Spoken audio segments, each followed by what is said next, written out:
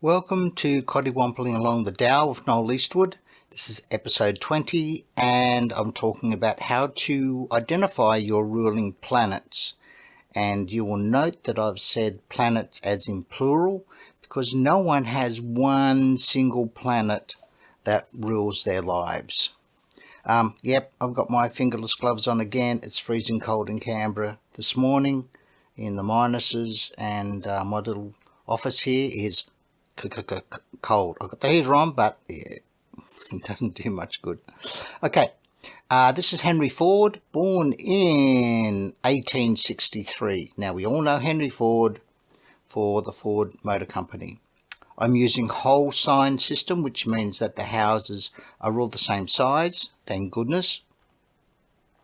They all start at 0 degrees of the sign, and we have, they all start according to the ascendant sign. So Henry's ascendant is Virgo. That means they all start at 0 degrees Virgo. Now, I've got my cheat sheet here. Haven't used it for a while, but I'm bringing it back because I need it. It's going to be my guide. And I'm going to walk you through the chart the way I normally do a reading. So the ruling planets are the planets that you use for your personal development, for your spiritual growth, for insight, for meditating, and they help explain a lot of how you feel about life. I see the chart, these archetypes, the planets and the signs on the cusps, as little people. That's a community. This is Henry's community. They all want expression. They all want to express themselves in their own way, and they're given a task. For instance, Venus in the first house has a role to do what Venus does, which is communicate and connect. She's in the first house, which means that she is now front and center of the world, because the first house in the ascendant is the direct interface with the individual's world around them. That's how they interact with the world, is through that first house. That's the most powerful house. Anything in that first house or applying to it, like Mars is elevated in importance. They really are powering on. They've got a lot of energy. So Venus wants to express herself, but she is limited by the sign she's in, the house she's in, and by the aspects that she forms. Okay, so limited or enhanced. I shouldn't just say limited. Now, I'm going to start with the ascendant and the first house. So here we have the ascendant is Virgo. The ruler of Virgo is called the Lord of the chart, and that is Mercury. So any planet that rules the ascendant is automatically elevated as the Lord of the chart. So if this was a Leo ascendant, the Lord of the chart would be Sun. If this was Aquarius, if the ascendant was Aquarius, the Lord of the chart would be Uranus. Okay, got it? So Mercury is elevated in importance as well now. So we have a very important planet called the Lord of the chart, and he is in Leo in the 12th house. Mercury is very comfortable in any sign and in any house. He's the most flexible and adaptable of all the planets. Now, he has a lot of aspects, and I've got it marked down here. Where are we? Busiest planets here. He's got 6 aspects there, 6 planetary interactions. Okay, we got Venus here in the first house, so she is very important, and we have Mars applying to the ascendant. An applying aspect is more powerful than a separating or a moving away aspect. So Mars is pushing towards the Virgo ascendant. That means he wants expression, and we can see that in Henry Ford's personality, that he was driven. So that elevates Mars very, very highly, very important. We've got Venus is also very important in that she's in the first house. So that first house in the ascendant straight away elevates these 3 planets. The Lord of the chart, the planet applying by 3 degrees to the Ascendant and Venus in the first. Next, I always go to the MC to see what's happening up here. And the MC is in Taurus, which is ruled by Venus. So that gives her another elevated position up the ladder. Makes her very important as well as the ruler of the MC.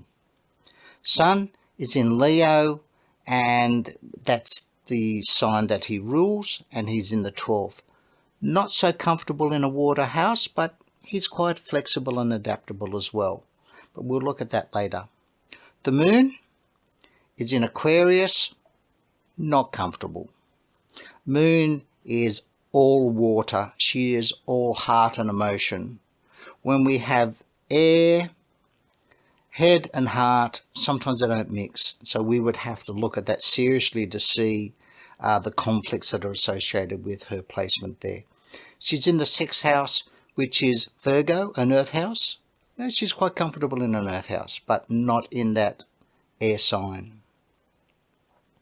The planet of high degree is a planet that is conjunct the MC, and Pluto is reasonably wide conjunction, but that places him at the top of the chart, and like a light globe or like the sun, shines down on all the planets. All the archetypes are affected by him, and he's heavily aspected as well. Let's have a look. 5 planets, he's aspecting 5 planets there. Stelliums. So the definition of a stellium is 4 planets in a sign or a house, or more than 4 or more.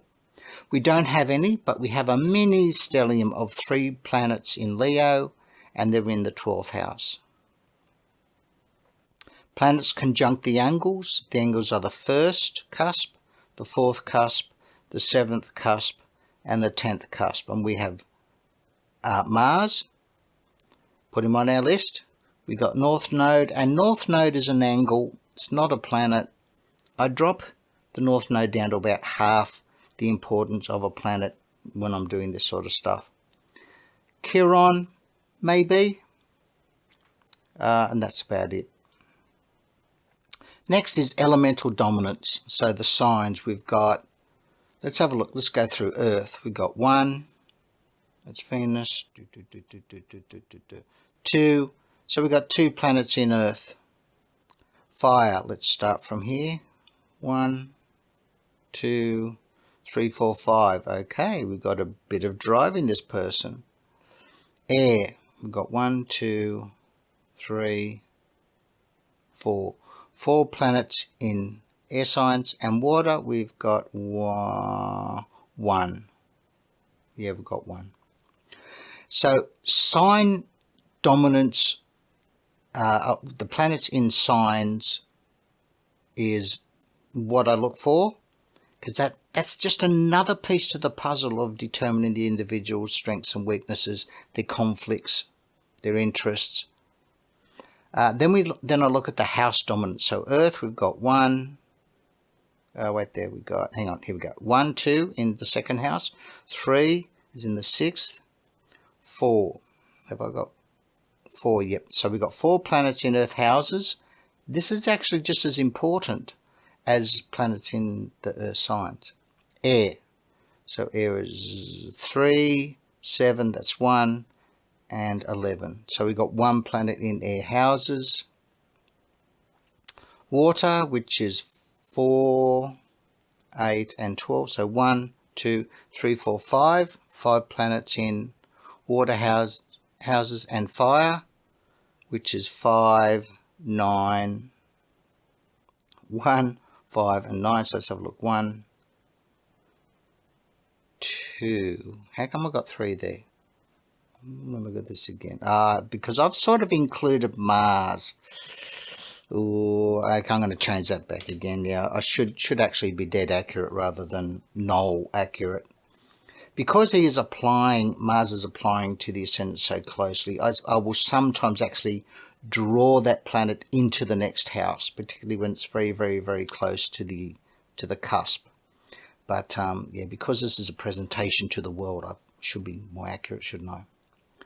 Okay, so what does this tell us? It tells us that water is strong in terms of houses, but not in terms of signs. We've got 5 planets in fire.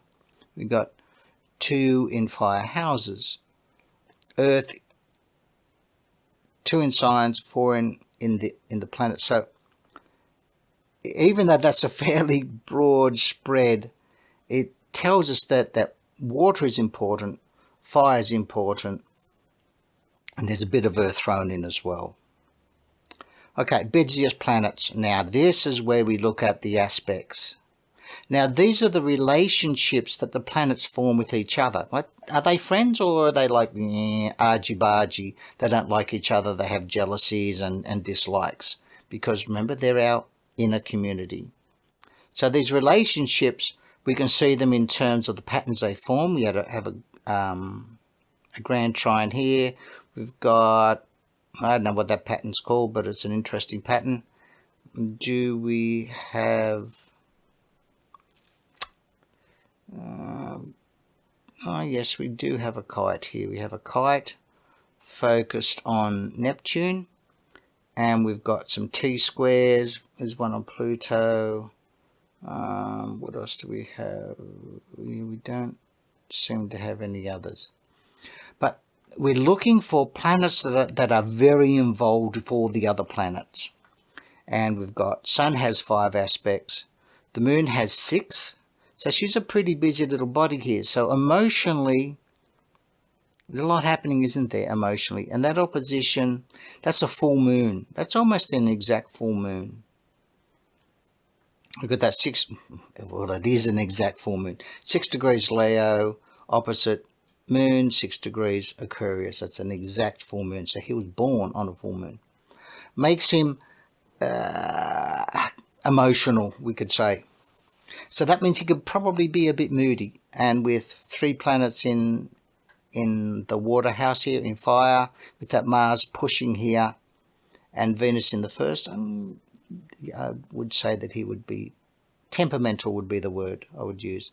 But lucky, look at these beautiful blue lines. We've got the a lot of trines, a lot of sextiles. So things do fall in his lap, but he has to work for it. That's where these squares and oppositions come into it. We've got quite a few harder aspects, so he has to work for it, but the effort that he puts in is well directed and actually manifests as results. And how do I get this to go up? I don't. Oh, this is interesting. I'm stuck here. Okay, North Node has 7 aspects. Saturn has 5. Neptune has 5, and Pluto has 5. They're all fairly busy, but there's a few outstanding things that I want you to notice here. We've got singletons and orphans. A singleton planet is 1 aspect only, and look at this. Both Mars has 1 aspect only, and Jupiter has that 1 aspect only. So these 2 guys are singletons. And they only have 1 way of expressing themselves. They don't have many friends, in other words, you could say. So they actually play a big role in a person's chart because they can interrupt the flow of that person's life when they're triggered through transits and progressions and directions. Okay, just quickly, trying not to spend so much time in talking, but I just have so much to say, don't I? The planetary rulers for this person, for Henry Ford, in terms of what I would recommend that they do in meditation and watch in transit and try and understand themselves through these transits and through their meditations, is Mars is number 1. Number 2, possibly Pluto. Number 3 is a draw between Sun, Mercury, and the Moon. These guys, yeah, see, there's a lot of ruling planets, aren't there? So, and I'm going down the scale now. Then Neptune, Saturn, North Node, and then Jupiter and Mars again, because of Mars's position conjunct the Ascendant. So I should put Mars up here. Okay, down here. There. So even though I've got Saturn, Jupiter and Venus as minor planets, they will tell us a lot in transit. So when a planet, like for instance when Saturn's transiting or Jupiter is transiting, because they're fairly fast transits, or when the girls, the female asteroids, here we go, Vesta, Hygeia, Hera, who's Juno, Pallas and Ceres, when they transit, let me go back to the standard I've got, when they transit these planets, they it's like a magnifying glass. They magnify the behavior or the actions of that planet. So these transits that we have from the asteroid goddesses, because they come around once every 4 years or 4.5 years, that's a fairly fast transit. We will see their action, for instance, on Venus on a conjunction, a square, which is like a year later, 2 years later an opposition, a year later another square, and then 4.5 years another conjunction. So we're having lots of windows into the behavior of that planet, and it happens with all of our planets. So here it is. This is your very long script of how to determine your ruling planets. You can take a screenshot of my very simple little script there that I use and work out your own. Get out your chart, get out your pen and paper, and look at the dominance of the planets, the signs and the houses and the elements, then the busiest planets, and then just sort of shuffle around, and then you'll come up with a list and prioritize them. You know, I've got Mars as the most important one.